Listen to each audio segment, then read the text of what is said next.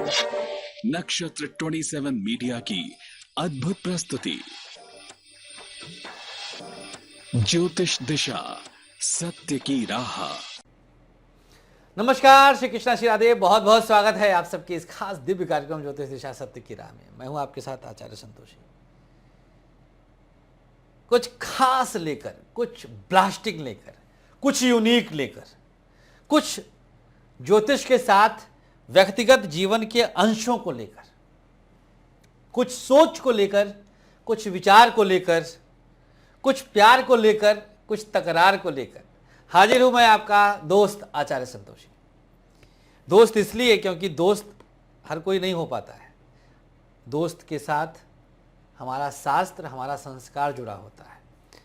पति पत्नी, पिता पुत्र पुत्री आदि के रिश्ते के बाद तीसरे नंबर पे दोस्त का ही रिश्ता आता है। और दोस्त के महत्व को हमारी कुंडली का तृतीय भाव बताता है। हमारी भूमिकाओं से आप सब समझ चुके होंगे। आज हम दोस्त और दोस्ती पर ही कुछ बोलने वाले हैं।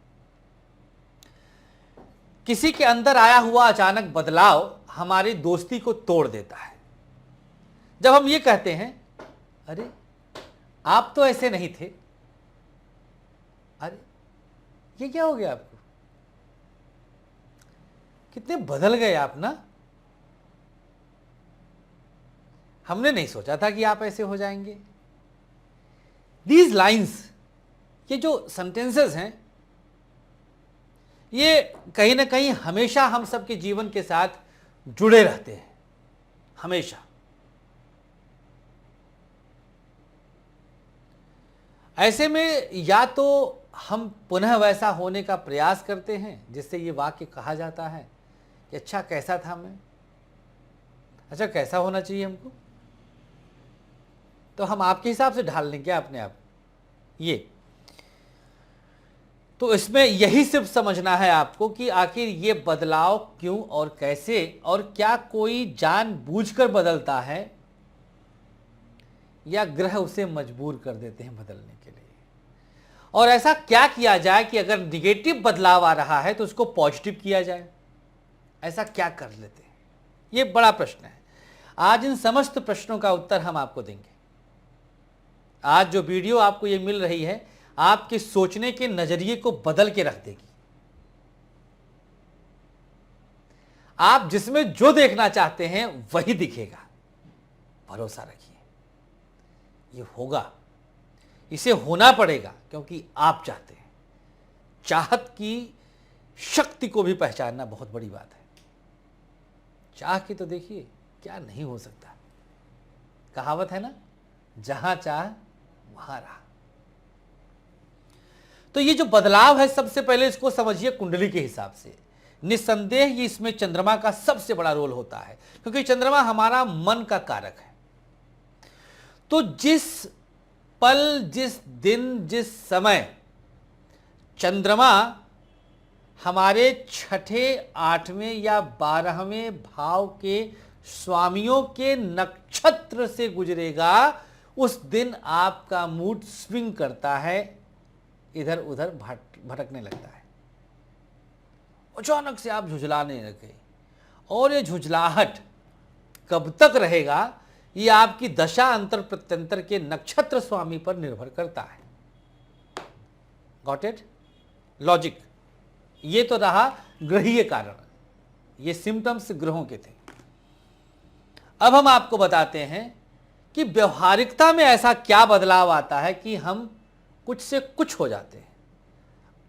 अगर ये परिवर्तन सकारात्मक है तब तो बहुत अच्छी बात है भाई।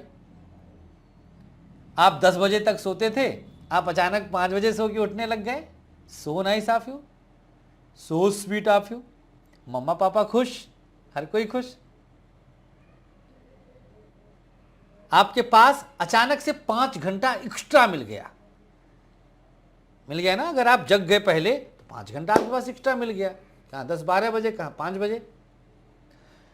तो ये तो सकारात्मक बदलाव है, आपके व्यवहार में होता है। अचानक आप नॉनवेज छोड़ देते हैं, अचानक आप ड्रिंक करना छोड़ देते हैं, अचानक आप पकड़ भी लेते हैं। तो अगर कोई इस प्रकार के बदलाव के साथ पकड़ता है तो उसमें दोस्ती टूट जाती है, क्योंकि आपका टेस्ट चेंज, उसका टेस्ट चेंज, ये अचानक बदलाव आया। इसके साथ मानव व्यवहार में भी अंतर आ जाता है। तो ये सारी परिस्थितियां ये हमारे जीवन जीने के ढंग और सोच के ढंग को बदल देती हैं। चलिए, ये तो आपने समझा कि किन ग्रहों के कारण कोई बदल जाता है, जिसकी वजह से हमारा प्यार, मोहब्बत, प्रेम प्रसंग, दोस्ती, मित्रता सब टूटने लग जाती है। तो किसी भी प्रकार के नकारात्मक बदलाव को दूर करने के लिए अब हम आपको उपाय बताते हैं। 7 नीम की पत्तियां ले लीजिएगा, ध्यान दीजिएगा, इससे कसैला कुछ भी नहीं है, समझिए। नीम की पत्ती, लेकिन होता है औषधीय गुण। तो एक बदलाव को हम औषधि से अर्थात सकारात्मकता से जोड़ रहे हैं। तर्क पे आइएगा, मजा आ जाता है, तर्क में मजा आता है। हरे रंग का चीज लिया, और भी सामान ले सकता था। तो औषधीय गुणों से युक्त नीम की पत्ती 7 की संख्या में लेना है। बुद्ध बुद्धि का कारक, नीम की पत्ती में बुद्ध का वास कनेक्टेड है। हर एक चीज सिद्ध कर दूंगा, हर तरह सिद्ध कर दूंगा। पागल हो जाएंगे आप लोग सोच सोच के कि बाप रे बाप, इतना भी, ऐसे भी, ये भी, ये भी। इसे आप हल्का सा मसल के, पत्तियों को हाथ से ही मसल लीजिए, चाहे आप इमामदस्ते में मसल लीजिए, सिलबट्टे पे मसल लीजिए, मसल करके कटोरी पे रख लीजिए। 7 चुटकी चीनी डालिए इसके साथ, और 7 बूंद शहद डालिए।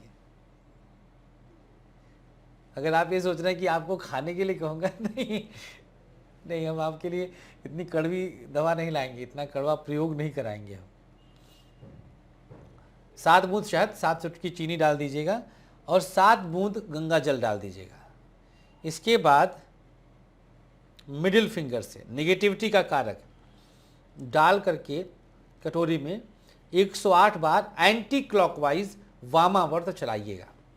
चलाने के बाद इसे ले जा करके शिवलिंग पर अर्पित कर दीजिएगा। भगवान भोलेनाथ ही ऐसा है जो सब कुछ ले सकते हैं, अपने आप में समाहित कर सकते हैं, और आपको अपने भोलेपन से आशीर्वाद दे देंगे। तो आपकी समस्त नेगेटिविटी को पॉजिटिविटी में कन्वर्ट करके हम ऐसे देव के पास इसको समर्पित कर दिए जो सब कुछ ले सकता है, क्योंकि उसने तो विष भी अपने कंठ में ले लिया है। इस सृष्टि की रक्षा करने के लिए जिसने अपने कंठ में विषपान कर लिया हो, ऐसे भोलेनाथ को हम अगर इस प्रकार से अपने दोषों को शमित करने के लिए हम आग्रह करते हैं, तो निसंदेह उनकी जो शक्तियां हैं, भोलेनाथ की जो सूक्ष्म शक्तियां इस प्रकृति में विद्यमान है, हर दुख को, हर दोष को हर लेने की शक्ति वो तत्काल आप तक पहुंच जाएगी।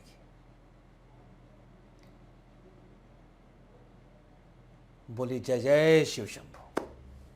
ये उपाय करिएगा, आप सब अपने अंदर के सकारात्मक बदलाव को लाने का प्रयास करिएगा। फिलहाल आचार्य संतोषी को अनुमति दीजिए, लेकिन हाँ, कुछ खास शहरों में मिलने के लिए आप हमसे मिलने के लिए प्रयास कर सकते हैं। कहाँ कहाँ हम आ रहे हैं? हम मुंबई आ रहे हैं, हम पुणे में आ रहे हैं, बस तत्काल पहुँचने वाले हैं बप्पा के समय पर। गणपति बप्पा की सारी वीडियोस भी देखते रहिएगा। पूजन कैसे करना है, बप्पा जब आते हैं तो हमें परहेज क्या करना है, ये सारी चीज़ें आपको हमारे चैनल पर मिल जाएगा। पुणे मुंबई के बाद हम सीधे कलकत्ता आएंगे, तो कलकत्ता के लोग तुरंत समय ले लीजिए।